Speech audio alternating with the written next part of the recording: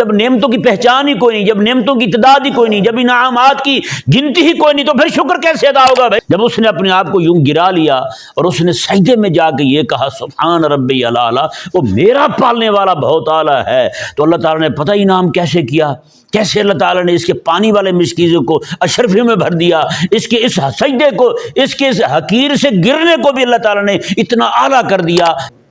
نعمتیں کھا کھا کے دانت ٹوٹ گئے ہیں،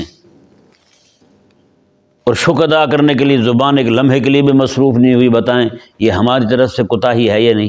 صوفیاء فرماتے ہیں تم مستحق کو بھی دے، غیر مستحق کو بھی دے، پھر اللہ تجھے وہ بھی دے گا جس کا تم مستحق ہوگا، اللہ تجھے پھر وہ بھی دے گا جس کا تم مستحق نہیں ہوگا۔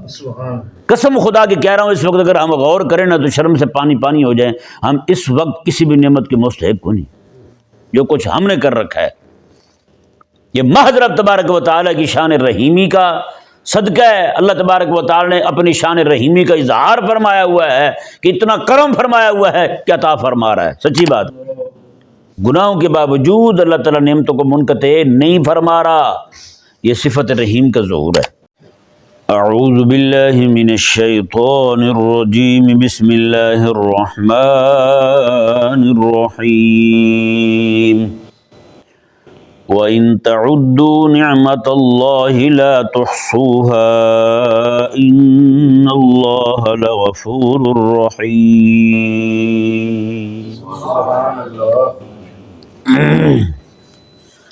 اس آیہ مبارکہ میں اللہ تبارک و تعالی نے اپنی نعمتوں کے عدم احصاء کے متعلق ارشاد فرمایا کہ اللہ نے تم پر اتنی نعمتیں کی ہیں جن کا تم سے شمار نہیں ہو سکتا، اور آگے فرمایا ان اللہ لغفور الرحیم، بے شک اللہ بخشنے والا مہربان ہے۔ یہ ان اللہ لغفور الرحیم کا تعلق ان تعدوا نعمت اللہ لا تحصوها کے ساتھ آج بیان کرنا تھا، کیونکہ پچھلی اسی آیہ مبارکہ کے پچھلے حصے میں اللہ نے فرمایا کہ تم نعمتوں کا شمار نہیں کر سکتے، کیونکہ اللہ تعالیٰ کی جو نعمتیں ہیں ان کا شکر واجب ہے۔ تو جب کسی شے کا پتہ ہو کہ اتنے جیسے لوگ شادی بیاہ پہ دیتے ہیں نا پیسے، تو ان کو پتہ ہوتا ہے بھی ان کی طرف سے اتنے پیسے آئے ہیں، تو اگلی بار ان کو دینے بھی آسان رہتے ہیں۔ وہ ایک الگ معاملہ کہ وہ اس کا حکم شرعی کیا ہے، میں اس طرف نہیں پڑھ رہا ابھی فی الحال، صرف میں سمجھانے کے لیے کہہ رہا ہوں کہ ان کو پتہ ہوتا ہے بھی ان کی طرف سے اتنے آئے ہیں اور ہم نے اتنے دینے ہیں۔ اگر ان کو یاد نہ ہو تو ذہنی طور پہ ہوتا ہے نا، بوجھ ہوتا ہے، یار پتہ نہیں ہو سکتا ہے انہوں نے زیادہ دیے ہوں ہم تھوڑے دے ہیں، شرمندگی ہو، یا پھر انہوں نے تھوڑے دیے ہوں ہم بہت ہی زیادہ دے ہیں تو اس سے جو ہمارا ہی نقصان ہو جائے۔ تو بندہ جو ہے نا وہ سوچتا ہے کہ یہاں تو پھر بھی جتنا بھی دے گیا ہوگا گنتی میں ہوگا نا، صرف گنتی بھول گیا ہے، تو وہاں دینے میں جو دے رہا ہے وہ شکریہ کے طور پہ دے رہا ہے، تو اب یہاں پہ جو پیسے کے بدلے میں جو پیسہ دے رہا ہے اس کو، یہاں اس کو پریشانی ہو رہی ہے۔ یہ گنتی تو ممکن ہے کیونکہ اس نے کون سے سارے جہان کے پیسے اٹھا کے دے دیے ہیں، تو گنتی یہاں ممکن ہے، سارا کچھ ہے، لیکن صرف وہ گنتی بھول گیا ہے، ہوں گے کچھ ہزار۔ اب جس خالق اور مالک نے اتنی نعمتیں عطا فرمائی ہوں اور دینے والا خود فرمایا کہ تم شمار ہی نہیں کر سکتے، بتائیں پھر ان کا شکر کیسے ادا ہوگا؟ ظاہری بات ہے نعمتیں شمار نہیں کر سکتے، صرف یہی نہیں کہ ہم شمار نہیں کر سکتے، ہمیں ان نعمتوں کی پہچان ہی کوئی نہیں۔ جو نعمتیں اللہ نے فرما رکھی ہیں ہم رات بھر دن ان سے لطف اندوز ہو رہے ہیں، ہمیں پتہ ہی کوئی نہیں۔ بتائیں نا، یہی سانس ہم لے رہے ہیں نا، پورے دن میں اور آپ ہم کتنا عرصہ ہو گیا ہم نے اس سانس کے آنے جانے پہ کتنے شکر ادا کیے ہیں؟ بتائیں، توجہ ہی کوئی نہیں ہوتی ہماری۔ تو حضرت شیخ سعدی رحمہ اللہ فرماتے ہیں کہ ایک سانس پہ 2 شکر واجب ہیں۔ وہ سانس نہ آئے تو بھی موت ہے، اندر آئے باہر نہ آئے تو بھی موت ہے۔ کہتے ہیں ایک سانس پہ اللہ تمہیں 2 زندگیاں عطا فرما رہا ہے۔ اب ایک تو اللہ تعالیٰ کی وہ نعمت ہے جن کی طرف ہماری توجہ نہیں ہوتی، جب توجہ نہیں ہے تو شکر کیسے ادا کریں گے بھائی؟ توجہ کے ساتھ ہی شکر ادا ہوتا ہے نا۔ پتہ ہو یار فلاں شے پڑی ہے، فلاں شے ہمارے پاس پڑی ہوئی ہے، فلاں چیز اللہ تعالیٰ نے ہمیں نعمت عطا فرما رکھی ہے تو ہم شکر ادا کریں گے۔ جب ہماری توجہ نہیں ہوگی تو شکر ادا نہیں ہوگا۔ اب وہ نعمتیں جن کی طرف ہماری توجہ نہیں ہوتی، اب ان نعمتوں کا بھی حساب لگا لیں ذرا، ہیں جی، جن کو ہم نے آج تک جن کا ہمیں اندازہ ہی نہیں ہے کہ وہ بھی نعمتیں ہیں ہم پر، تو ہم شکر ادا کیسے کریں گے بھائی بتائیں؟ جیسے میں نے کل بتایا تھا کہ انسان جو ہے نا وہ اللہ تعالیٰ کی نعمتوں کے عدم احصاء کے ساتھ ان کی گنتی نہ کرنے کی وجہ سے، گنتی نہ کر سکنے کی وجہ سے اس نے اپنے آپ کو گرا لیا، مولا یہ میں پڑا ہوں تیری بارگاہ میں، سجدے میں گر گیا بندہ مومن، تو یہ میں پڑا ہوا ہوں تیری بارگاہ، تو شکر جو ہے نا ادا تو پھر بھی نہیں ہوا کہ نہیں، لیکن وہ اپنی طرف سے جو کر سکتا تھا وہ اس نے کر لیا، مولا یہ میں پڑا ہوں تیری بارگاہ میں، تیرے دروازے پہ آ گیا ہوں میں۔ اللہ اکبر کبیرہ۔ اب غور کرنے والی بات یہ ہے کہ جب انسان ان نعمتوں کو شمار نہیں کر سکتا تو پھر شکر کیسے ادا کر سکے گا؟ نہیں سمجھ آیا؟ تو یہ انسان سے ایک قصور واقع ہوا شکر نہ ادا کر سکنے کا کہ میں کیسے شکر ادا کروں۔ اللہ تبارک و تعالی نے 360 جوڑ دیے انسان کو پورے جسم میں ہیں، اور روز آپ جب اٹھتے ہیں تو ہر جوڑ کام کر رہا ہوتا ہے، تو 360 شکر تو یہ بھی واجب ہو گئے بھائی، بتائیں نا، 360 شکر تو یہ بھی واجب ہو گئے، ہم پورے دن میں 2 بار بھی نہ کریں شکر تو پھر وہ ایک الگ بات ہے، الگ بحث ہے کہ بندے کی طرف سے جو ہو سکے وہ کتنا کر رہا ہے۔ یہ تو مالک کی کرم نوازی ہے نا، وہ تھوڑے کو بھی زیادہ بنا کے قبول فرما رہا ہے۔ جیسے ایک بادشاہ تھا تو اس کے پاس ایک دیہات کا بندہ جو ہے نا وہ مشکیزے میں میٹھا پانی لے کے گیا۔ آپ کو پتہ ہے پہلے لوگ میٹھے پانی کی بھی بڑی قدر کرتے تھے، آج بھی قدر آج بھی ہو گئی ہے لوگوں کو بھائی، جب لوگ باہر سے جا کے پانی بھرنے جاتے ہیں، روزانہ ایک الگ ڈیوٹی ہو گئی لوگوں کی بیچاروں کی، پانی بھرنے جا رہے ہیں جی، باہر سے پانی لائیں گے وہ پئیں گے۔ بہرحال وہ ایک بندہ دور دراز کا جنگل کا دیہات کا رہنے والا، اس نے مشکیزیں بھرے پانی کے اور اپنی سواری پر لادے، جو بھی سواری ہوگی اس کے پاس، گھوڑا گدھا اونٹ، اس پہ لادے اور سیدھا بادشاہ کے دروازے پہ۔ کہنے لگا جی، دربانوں کو کہا کہ میں بادشاہ کے لیے تحفہ لایا ہوں، بادشاہ کے لیے میں تحفہ لایا ہوں، تو وہ پیش کرنا ہے میں نے۔ لوگوں نے بھی جا کے بادشاہ کو کہا، اس طرح وہ دیہاتی بندہ آیا بالکل جنگل کا رہنے والا، تو وہ اونٹ پہ اس نے کچھ لادا ہوا ہے، تو کہتے بادشاہ کے لیے تحفہ لایا ہوں۔ ان کے بھی ذہن میں آیا ہو سکتا ہے جنگل سے آیا ہے، وہاں سے کوئی شہد لایا ہوگا۔ تو جب وہ بادشاہ کے سامنے گیا تو انہوں نے کہا ہاں جی کیا لائے ہو؟ اس نے کہا جی آپ کے لیے میٹھا پانی لایا ہوں پینے والا۔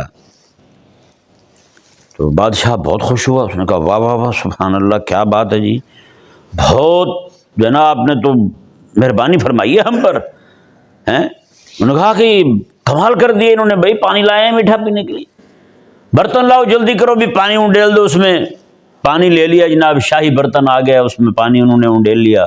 انڈیلنے کے بعد اس نے کہا کہ اس کے جو برتن ہیں سارے وہ سونے کی اشرفیاں جو ہوتی ہیں دینار، اس کے ساتھ اس کے سارے برتن بھر دو۔ وہ مشکیزیں جو تھے وہ سارے بھر دیے۔ وہ بہت خوش ہوا، اس کے دل میں بھی آیا میں کو بہت بڑی شے لایا ہوں، ہاں بھائی اتنی بڑی عزت افزائی ہوئی ہے میری۔ تو وہاں سے جانے لگا تو اب بادشاہ جو ہے نا اس کے ذہن میں یہ آیا کہ اس کو تھوڑا یہ بھی اندازہ ہو جائے کہ میرے پاس جو چیز تو لایا تھا وہ میرے پاس کتنی مقدار میں موجود ہے، یعنی جو چیز تو لایا تھا اس کی مجھے حاجت نہیں تھی، اس نے کہا نہیں، صرف دکھا دیا جائے اس کو جاتے ہوئے بس۔ تو اس نے اپنے خادموں کو کہا کہ اس طرح کرو، یہ جب جانے لگے نا اس کو فلاں باغ کی طرف سے لے جانا، وہاں بہتے ہوئے چشمے بھی دیکھے گا، بہتی ہوئی ندیاں بھی دیکھے گا، اور اسے یہ بھی اندازہ رہے گا کہ بادشاہ نے جو ہے وہ اس پہ کتنی کرم نوازی کی ہے، اس کو جو کچھ اس نے پیش کیا ہے اس کو اس کے حل کے ہونے کا بھی اندازہ ہوگا۔ وہ جب وہاں سے گزرا تو اس نے دیکھا، وہ تو بیچارہ شرم سے پانی پانی ہو گیا۔ اس نے کہا ان کے پاس تو خود اتنا پانی موجود تھا میٹھا پینے والا، ان کے پاس تو چشمے جاری ہیں، ان کے پاس تو ندیاں جاری ہیں، ان کے تو اپنے جناب پورا نظام ہے، سسٹم ہے پانی کا، تو میں ان کے پاس پانی لایا ہوں۔ پھر اس کو اپنے آپ پر یہ ہونے لگا، اس نے کہا چلو میں جو کچھ بھی لایا ہوں بادشاہ نے تو کرم نوازی کی ہے نا مجھ پر، اس نے تو مجھے وہ انعام عطا فرمایا، میری حقیر شے پر اتنا جزیل اجر عطا کیا مجھے، جزیل انعام عطا کیا مجھے، یعنی اتنا بڑا انعام مجھے دے دیا اس نے۔ اللہ اکبر کبیرہ۔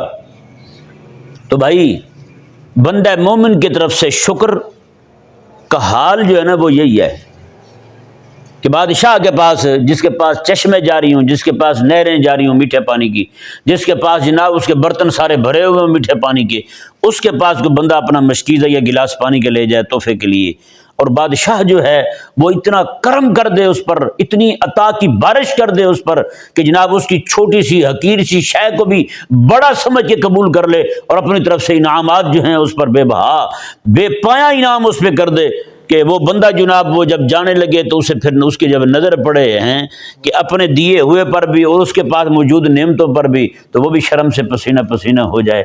اللہ اکبر۔ اللہ تبارک و تعالی جو ہے نا، قسم خدا کی، انسان جب سجدے میں جا کے نا اللہ تعالی نے جو اس پہ نعمتیں کی ہیں، عطائیں کی ہیں، اللہ تعالی نے، سبحان ربی الاعلیٰ پڑھتا ہے بندہ، سبحان ربی الاعلیٰ پڑھتا ہے، اور اپنے آپ کو قصوروار کہہ کے، اپنے آپ کو عاجز کہہ کے کہ مولا مجھ سے تیرا شکر ادا نہیں ہو سکتا، اور جب نعمتوں کی پہچان ہی کوئی نہیں، جب نعمتوں کی تعداد ہی کوئی نہیں، جب انعامات کی گنتی ہی کوئی نہیں، تو پھر شکر کیسے ادا ہوگا بھائی؟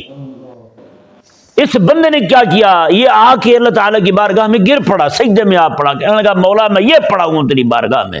جب اس نے اپنے آپ کو یوں گرا لیا اور اس نے سجدے میں جا کے یہ کہا سبحان ربی الاعلیٰ، وہ میرا پالنے والا بہت اعلیٰ ہے، تو اللہ تعالیٰ نے پتہ انعام کیسے کیا، کیسے اللہ تعالیٰ نے اس کے پانی والے مشکیزوں کو اشرفیوں میں بھر دیا، اس کے اس سجدے کو، اس کے اس حقیر سے گرنے کو بھی اللہ تعالیٰ نے اتنا اعلیٰ کر دیا کہ میرے آقا علیہ السلام فرماتے جب بندہ مومن سجدے میں جا کے یہ کہتا ہے سبحان ربی الاعلیٰ، تو رب فرماتے ہو میرے بندے انت الاعلیٰ، تو بھی اعلیٰ ہو گیا ہے۔ کیسے مالک نے عطا فرمایا بھائی؟ یہ جب بندہ مومن نے اپنا عجز قبول کر لیا، اپنے عجز کو مان لیا، تسلیم کر لیا، مولا مجھ سے ادا نہیں ہو سکتا تیرا شکر، اور یہ بھی ذہن میں رہے جب شکر ادا نہیں ہو سکتا تو ایک طرح کا یہ بھی قصور ہے بندے کی طرف سے، کوتاہی تو ہے، شکر ادا ہی نہیں کر پا رہا یار، اتنے سے نعمتیں کھا رہا ہے اللہ تعالیٰ کی، نعمتیں کھا کھا کے دانت گھس گئے ہیں بھائی، نعمتیں کھا کھا کے دانت ٹوٹ گئے ہیں، اور شکر ادا کرنے کے لیے زبان ایک لمحے کے لیے بھی مصروف نہیں ہوئی۔ بتائیں یہ ہماری طرف سے کوتاہی ہے یا نہیں؟ کتنی بار دانت تبدیل کروا چکے ہیں، کھا کھا کے دانت نکلے نا بھائی، بولنے سے تو دانت نکلتے نہیں، یا فا ہا خوا جو نکالا تھا ہم نے، زبان لگنے سے دانت نکل گئے ہمارے، یہ تو نہیں ہوا، کھانے سے ہوا نا، بغیر کھانے کی بھی دانت نکلتے ہیں۔ اب کسی کے ذہن میں آ سکتا ہے دو بندے لڑیں تو کسی کو مکہ مار دے تب بھی نکل سکتے ہیں، وہ بھی ظاہری بات ہے کھانے کی وجہ سے لڑے ہوں گے، لڑائی تو کھانے کی وجہ سے ہوتی ہے بھائی، تو زیادہ کھا گیا میں تھوڑا کھا گیا، چل بھی آ گیا مکہ، تو دانت جاتے کھانے کی وجہ سے۔ بہرحال اب جو بندہ مومن سے، یہ بندہ مومن خود پسینے میں شرابور ہوا، بندہ مومن جو ہے وہ اس سے یہ ہوا کہ مجھ سے تو اللہ تعالیٰ کا شکر ادا نہیں ہو سکتا، جب ان کا احسان نہیں ہو سکتا، ان کی گنتی نہیں ہو سکتی، ان کا شمار نہیں ہو سکتا، اللہ تعالیٰ کے احسانات جو ہیں وہ لا تعد و لا تحصیٰ ہیں، بے حد و بے عد ہیں، تو اللہ تبارک و تعالیٰ نے کیا فرمایا اسے؟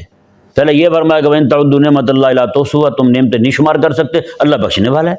کیا مطلب ہے اس کا؟ میں تم سے جو قصور ہوا ہے نا، اللہ تعالیٰ کی نعمتوں کو شکر ادا نہ کر سکنے والا، اللہ تبارک و تعالیٰ نے فرمایا کہ لغفور، فرمایا کہ اس پہ بھی تم شرمندہ نہ ہونا، مالک تمہارا بخشنے والا ہے، مالک بخشنے والا ہے۔ تم سے جو قصور ہوا ہے نا، شکر نہ کر سکنے والا، تم نے جو اپنے عجز کا اظہار کیا ہے کہ پڑے ہوئے ہیں، اب اس سے بڑھ کر اور کیا ہوگا یار؟ بندہ اپنے آپ کو گرا لے، پاؤں ناک گھٹنے برابر کر لے رب کی بارگاہ میں، اور آ کر کہے کہ مولا میں یہ پڑا ہوا ہوں، دنیا جہان میں تھوڑی بات بھی نہیں سنتا، کہتا ہے یہ میرے ناک کا مسئلہ ہے۔ کون سا مسئلہ ہے؟ ناک کا مسئلہ ہے، لیکن مالک کی بارگاہ میں آ کے ناک بھی رگڑ رہا ہے۔ بتائیں نا، یہاں کو کسی کو کہے کہ یہاں جی مجھ سے معافی مانگو اور زمین پر ناک رگڑو، ناک رگڑوا دے تو کیسے ادھم مچ جائے گا، ہر طرف بات پھیل جائے گی، لیکن قربان جائیں مالک کی بارگاہ میں آ کے روز 5 بار اور کئی بار 5 بار تو آتے ہیں نا، وہ کئی بار ناک رگڑتے ہیں رب تعالیٰ کی بارگاہ میں، یعنی ناک رگڑ کے بندہ کہہ رہا ہے مولا تیرے شکر ادا کر رہا ہوں، اور ساتھ یہ کہہ رہا ہے کہ مولا ادا نہیں ہو سکتا۔ اللہ فرماتا ہے کہ اللہ غفور، میں بخشنے والا، میں بخشنے والا۔ اللہ اکبر کبیرہ۔ اور آگے اللہ تعالیٰ نے فرمایا رحیم، کیا فرمایا؟ رحیم۔ یہ رحیم کیوں فرمایا اللہ تعالیٰ نے؟ اس میں بھی اللہ تعالیٰ نے بندہ مومن کو تسلی دی۔ وہ کیا ہے تسلی؟ فرمایا کہ تیرے عدم استحقاق کے باوجود بھی نعمتیں دے رہا ہوں، یہ میرے صفت رحیم کی شان کا ظہور ہے۔ تیرا حق بھی نہیں بنتا پھر بھی دے رہا ہوں تجھے، ہیں؟ جیسے ہم کہتے ہیں نا یار مستحق کو دیں، کس کو دیں؟ مستحق کو دیں۔ بزرگ صوفیاء فرماتے ہیں تم مستحق کو بھی دے، غیر مستحق کو بھی دے، پھر اللہ تجھے وہ بھی دے گا جس کا تم مستحق ہوگا، اللہ تجھے پھر وہ بھی دے گا جس کا تم مستحق نہیں ہوگا۔ قسم خدا کی کہہ رہا ہوں اس وقت اگر ہم غور کریں نا تو شرم سے پانی ہو جائیں۔ ہم اس وقت کسی بھی نعمت کے مستحق کو نہیں، جو کچھ ہم نے کر رکھا ہے یہ محض رب تبارک و تعالیٰ کی شان رحیمی کا صدقہ ہے۔ اللہ تبارک و تعالیٰ نے اپنی شان رحیمی کا اظہار فرمایا ہوا ہے کہ اتنا کرم فرمایا ہوا ہے کہ عطا فرما رہا ہے، سچی بات ہے۔ ورنہ جو کچھ ہمارا حال ہے ہم تو اس کے بھی مستحق نہیں ہیں کہ ہمیں کوئی پانی کا گلاس بھی دے دے یار، جو کچھ ہم کر چکے ہیں ایک عدم استحقاق کی وجہ سے، عدم استحقاق کے باوجود رب تبارک و تعالیٰ نعمتیں عطا فرما رہا ہے، اور دوسرا گناہوں کے باوجود اللہ تعالیٰ نعمتوں میں انقطاع نہیں لا رہا، گناہوں کے باوجود اللہ تعالیٰ نعمتوں کو منقطع نہیں فرما رہا، یہ صفت رحیم کا ظہور ہے۔ اب یہاں پہ ایک بڑا سوال وارد ہوتا ہے، ہو سکتا ہے کہ آپ کے ذہن میں نہ آئے لیکن جو علم کے ساتھ تعلق رکھنے والے ہیں گہرا، وہ ان تکوں یہ بات کھٹکے کہ یہ صفت رحیم جو ہے اس کا تعلق جو ہے یہ تو آخرت کے ساتھ ہے۔ صفت رحمان جو ہے نا اللہ تعالیٰ کی وہ عام ہے، وہ دنیا میں بھی آخرت میں بھی، عام پر بھی خاص پر بھی، اپنوں پر بھی بیگانوں پر بھی، مومن پر بھی کافر پر بھی اللہ تعالیٰ کی رحمت ہے۔ یہ لفظ رحمان کا ظہور ہے، اس کی شان کا ظہور ہے، اور لفظ رحیم جو ہے اس کا تعلق ہی صرف خاص لوگوں کے ساتھ ہے۔ کن کے ساتھ ہے؟ خاص لوگوں کے ساتھ ہے، اور اس کی شان کا ظہور جو ہے وہ بھی قیامت والے دن، ہاں جی، دنیا میں بھی ہوتا ہے صرف خاص لوگوں کے ساتھ۔ اب جب ہم یہ دیکھیں گے کہ اس کا ظہور جو ہے وہ صرف خاص لوگوں کے ساتھ ان پر ہی اس شان کا ظہور ہوتا ہے، اس کا تعلق عام لوگوں کے ساتھ نہیں ہے، اس کا تعلق کافروں کے ساتھ نہیں ہے، اس کا تعلق مشرکوں کے ساتھ نہیں ہے، تو پھر یہ اشکال وارد ہوتا ہے۔ تو وہی بندہ مومن بھی وہ انہی نعمتوں کو کھا رہا ہے، کافر بھی انہی نعمتوں کو کھا رہا ہے۔ مثال کے طور پر بندہ مومن وہ بھی سیب کھا رہا ہے، کافر بھی سیب کھا رہا ہے۔ اب ایسے تو نہیں ہو سکتا کہ مومن سیب کھائے اندر سے سیب ہو، کافر سیب کو کاٹے اندر سے گونگلو نکل آئے، شلجم نکل آئے، ایسے تو نہیں ہوتا۔ مومن کیلے کو چھیلے اندر سے کیلا نکلے، کافر کیلے کو چھیلے اندر سے مولی نکل آئے، یہ تو نہیں ہوتا۔ یہ ہوتا ہے ایسے؟ نہیں ہوتا۔ دونوں کے کیلے چھیلنے سے کیلا نکلتا ہے، دونوں کے جناب جو بھی شے کاٹتے ہیں اندر سے وہی نکلتا ہے۔ سیب کی جگہ دونوں کا سیب نکل رہا ہے، گونگل کی جگہ شلجم کی جگہ دونوں کے شلجم نکل رہے ہیں۔ تو لفظ رحیم کا تعلق تو پھر تھا ہی خاص لوگوں کے ساتھ، اس کا تعلق تو تھا ہی صرف اہل ایمان کے ساتھ، تو یہ کیا ہوا بھائی؟ پھر نہیں سمجھ آیا؟ نعمت تو دونوں کھا رہے ہیں۔ تو اس اشکال کا جواب پتہ کیا ہے؟ میں اس کو سمجھانے کے لیے آپ کے سامنے ایک تھوڑی مثال رکھنا چاہتا ہوں۔ کوئی بندہ دعوت کرے اور اسے پتہ ہو کہ یار ایک بابا آ رہا ہے وہ شوگر کا مریض ہے، یہ یورک ایسڈ کا مریض ہے، چلو بھائی آپ کو پتہ ہے یورک ایسڈ جس کو ہو جائے تو بڑا گوشت اس کو منع ہوتا ہے، بڑا گوشت اس نے کھایا نہیں کہ اس کی ہڈیاں جام ہوئی نہیں، اس کی تو پھر ہاتھوں کی انگلیاں تک درد کرتی ہیں بیچارے کی، یہ پھر اسی کو پتہ کس تکلیف سے گزرتا ہے بندہ۔ اب اس نے دعوت رکھی، بڑا زبردست طریقے کے ساتھ گوشت بنایا بڑے کا، بنانے کے بعد اس نے سب کے سامنے دسترخوان پر رکھ دیا۔ جن کو یورک ایسڈ نہیں تھا انہوں نے بھی کھایا، اور جس کو تھا اس نے بھی کھایا. وہ بابا تھا وہ کھینچ گیا وہاں, وہ صبر نہیں ہوتا ہیں. یا ہمارے یہاں الٹی منطق ہے, رسگلے بھی کھا لیں گے, گلاب جامن بھی کھا لیں گے, موتی چور بھی کھا لیں گے, بعد میں کہیں گے جی اب چائے پھیکی ہونی چاہیے کیونکہ شوگر ہے یہ نہیں, چائے پھیکی ہو شوگر ہے. تو اسی طرح اب جب کھانے کا ٹائم آتا ہے تو اس وقت صبر نہیں ہوتا کسی سے. یہ تھوڑے لوگ دیکھیں, ایک بندے سے میں نے پوچھا, وہ آگے پیچھے کہے مجھے فلاں فلاں شے منع ہے, لیکن جیسے سامنے آئے وہ کھا جائے. میں نے کہا یار آپ تو کہتے ہو مجھے فلاں چیز منع ہے, کہتے جی منع تب تک ہے جب تک سامنے نہ ہو, جب سامنے آ جائے تو رکا ہی نہیں جاتا, کیا کریں. تو اس طرح نہیں کرنا چاہیے. ویسے بیماری کی حالت میں اگر کوئی صحیح مستند طبیب ہے, اس نے منع کر دیا ہے کہ یہ چیز آپ کو بیمار کرے گی, تو اس سے پھر رکنا ضروری ہے, ٹھیک ہے نا, اس سے پرہیز ضروری ہے. سمجھ نہیں آیا. تو اب ہوا کیا, اس مجمع میں لوگ جن کو یورک ایسڈ نہیں تھا وہ بھی موجود تھے, یورک ایسڈ والا بابا بھی موجود تھا. اب یورک ایسڈ والے نے وہاں پہ کھا لیا گوشت بڑے کا, کھانے کے بعد جناب اب اس کو تکلیف ہو گئی. ہاں جی, اب آپ ذرا بتائیں اس بابے کے گھر والے کیا اس دعوت دینے والے کو اپنا خیرخواہ سمجھیں گے یا دشمن سمجھیں گے؟ دشمن سمجھیں گے نا. وہ یہی کہیں گے کہ آپ نے کون سی خیر خواہی کی ہے, ہمارے تو بابا جی جو ہے نا ان کو تو سارے کے سارے درد لپیٹ گئے. اب وہ تو بیچارے ہلنے جلنے سے بھی گئے, پہلے چلو ہلتے تھے, مسجد میں چلے جاتے تھے, نماز پڑھاتے تھے, تمہاری دعوت تو لے بیٹھی ہے ان کو. اب دیکھیں شے ایک ہی ہے, ایک ہی جانور کا گوشت ہے, ایک ہی برتن میں تیار ہوا ہے, ایک ہی جگہ پکا ہے, ایک کے لیے وہ طاقت کا باعث بن رہا ہے اور دوسرے کے لیے بیماری کا باعث بن رہا ہے. شے ایک ہے.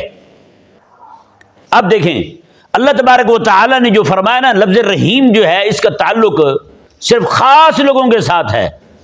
شے دونوں کو ایک دی اللہ نے, لیکن ایک بندہ جو ہے, اب بتائیں نا, ایک بندہ مومن وہ کھائے اس شے کو, کھانے کے بعد اس کے ساتھ جو طاقت اس کو حاصل ہو وہ نیکی میں خرچ کرے. تو بتائیں یہی کھانا, یہ سیب جو اس نے کھایا ہے طاقت آئی ہے, یہی سیب اس کو جنت لے جا رہا ہے. طاقت اس کے ذریعے جو حاصل ہوئی اس نے نیکی میں خرچ کی تو نیکی اس کو جنت لے جا رہی ہے. تو حقیقت کے اندر کیا شاید اس کو جنت لے گئی؟ وہ سیب والی طاقت ہے. اب کافر نے بھی وہ کھائی, کافر کھانے کے بعد اس کو جو طاقت حاصل ہوئی وہ دین کے ساتھ دشمنی کر رہا ہے, دین کا راستہ روک رہا ہے. اب اس دین کا راستہ روکنے کی وجہ سے یہ گیا جہنم ہے جی. بتائیں نا, اب گوشت دونوں نے کھایا, ایک نے گوشت کھایا طاقت آئی, اس نے کام شروع کر دیا, دوسرے نے گوشت کھایا بیماری لگی, ہسپتال جا پڑا. اب یہ دعوت دونوں کے لیے دعوت نہیں ہے, ایک کے لیے دعوت بنی, دوسرے کے لیے زحمت بنی. اسی طرح کر کے بندہ مومن جو کچھ اللہ تعالیٰ اس کو عطا فرما رہا ہے وہ نعمت ہے. شاید وہی مل رہی ہے لیکن کافر کو مل رہی ہے, وہ اس کے لیے نعمت نہیں ہے. تو معلوم ہوا کہ لفظ رحیم کا تو تعلق ہے یہ صرف ہے ہی خاص لوگوں کے ساتھ. گو کہ شاید دونوں کو ایک جیسے میسر آ رہی ہے, لیکن ایک جو ہے بندہ اسی شے کے ساتھ جنت جا رہا ہے, یعنی اس کے جنت جانے کے چانس بڑھ رہے ہیں, اور دوسرا بندہ جو ہے اس کے جہنم جانے کے چانس بڑھ رہے ہیں. ایک کے لیے جنت کا راستہ آسان ہو رہا ہے, دوسرے کے لیے جہنم کا راستہ آسان ہو رہا ہے. تو پھر یہ ذہن میں رہے لفظ رحیم جو ہے اس کی شان کا حقیقی ظہور جو ہے وہ صرف بندہ مومن کے لیے ہو رہا ہے, کافر کے لیے اس کا ظہور ہو رہا بالکل. سمجھ آ گیا مسئلہ جی. اب یہ اللہ تبارک و تعالی نے جو فضل فرمایا کہ وَإِن تَعُدُّوا نِعْمَةَ اللَّهِ لَا تُحْصُوهَا, اگر اللہ کی نعمتوں کو شمار کرنا چاہو تو لا تحصوها, تم بالکل شمار نہیں کر سکتے. ان اللہ لغفور الرحیم, بے شک اللہ تعالیٰ بخشنے والا مہربان ہے. اب سمجھ آ گیا کہ اللہ نے جو پہلے فرمایا کہ تم اللہ کی نعمتوں کو شمار نہیں کر سکتے, اللہ بخشنے والا مہربان ہے. کیا مطلب ہے اس کا؟